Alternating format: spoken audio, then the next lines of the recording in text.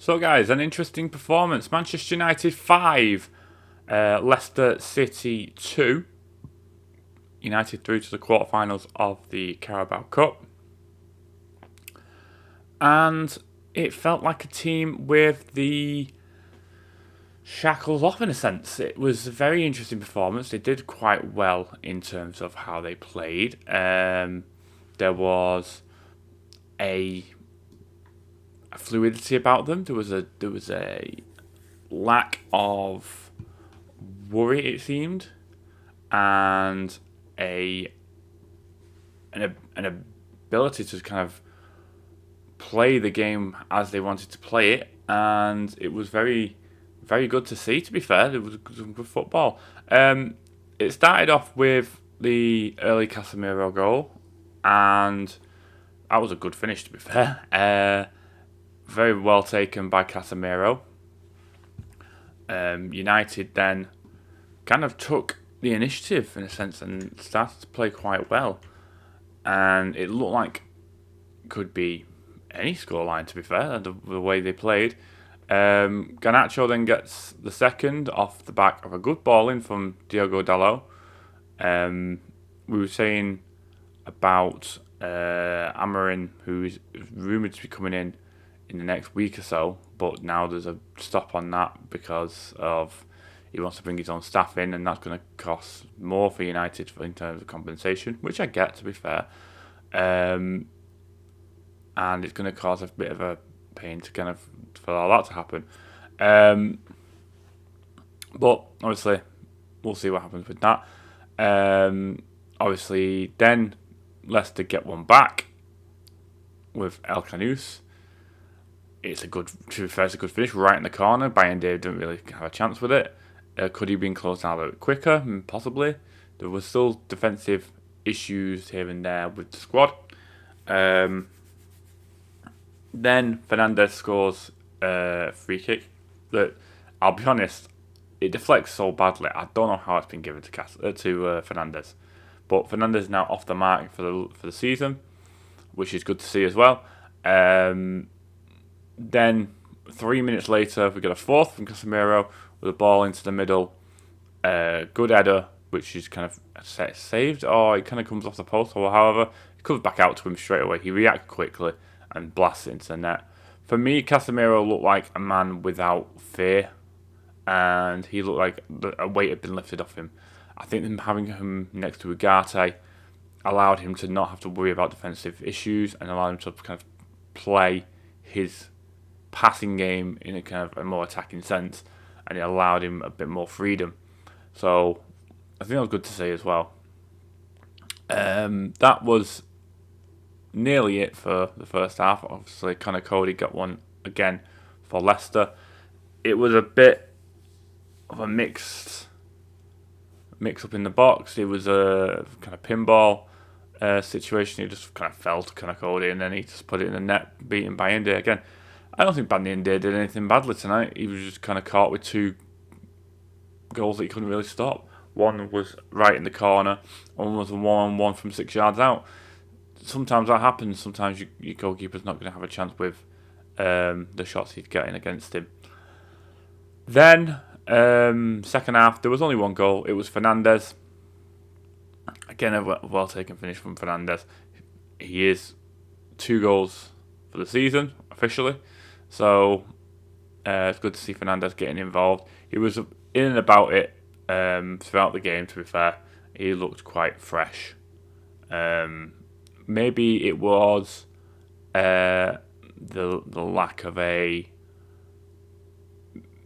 Maybe they were given a bit more freedom in terms of going forward. Maybe it was less structure with Van Nistelrooy. I did mention in the manager review I did yesterday how Van Nistelrooy plays a very similar style but allows a lot more fluidity in the final third with the strikers. I feel like that showed last night.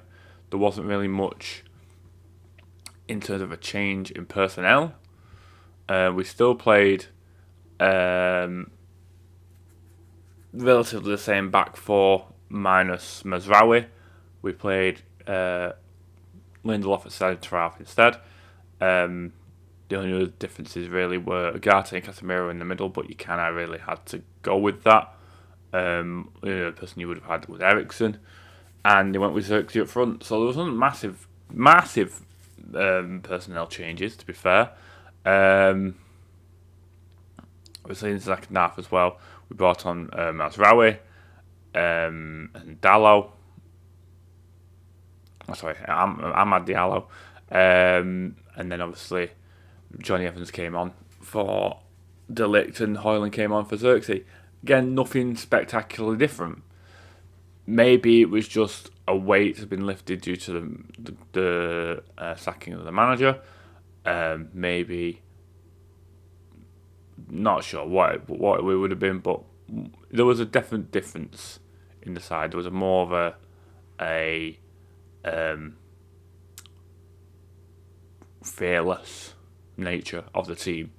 Wheatley also came on with about 5 minutes to play for Xerxes to kind of give him a run out. So it was a bit here and there, but by that point the game's gone to bed. We're 3 goals up with only 5 minutes to play. It'd be a miracle for Leicester to get something from that. But yeah, it was a very decent performance, I thought. We're obviously into the next round of the Carabao Cup. We then place Tottenham in the quarter-finals. That happens in mid-December, I think it is. Like the 17th of December, something like that. Next game for United is at home to Chelsea.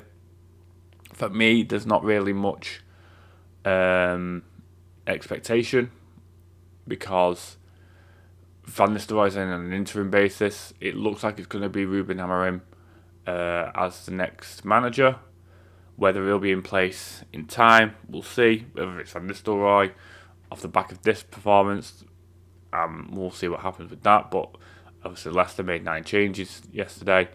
Chelsea will most likely be at full strength, but they did lose away at Newcastle last night as well. So it will be interesting to see let's just quickly check actually who played for them last night, because if it was a full strength team and they're losing 2-0 to Leicester, I would say that isn't a full strength team at all. I think it's a bit of a half strength. So yeah, they've rested a number of players for Sunday. We've not really. You could say probably 2 or 3 have been rested, and the rest have been brought off when necessary. So decent management there from Van Nistelrooy. But yeah, Chelsea at the weekend, and then I think we go back into European football, or it's the international break. It's one of the two. I'm not sure. I think it's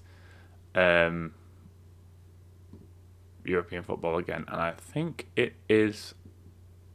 I want to say PAOK in the Europa League next, which it is, yeah. So it's PAOK of Greece, and then Leicester, and then it's the international break. So 3 home games. So we've got 4 home games in a row, which I'm surprised by. 3 home games next. We'll see what happens.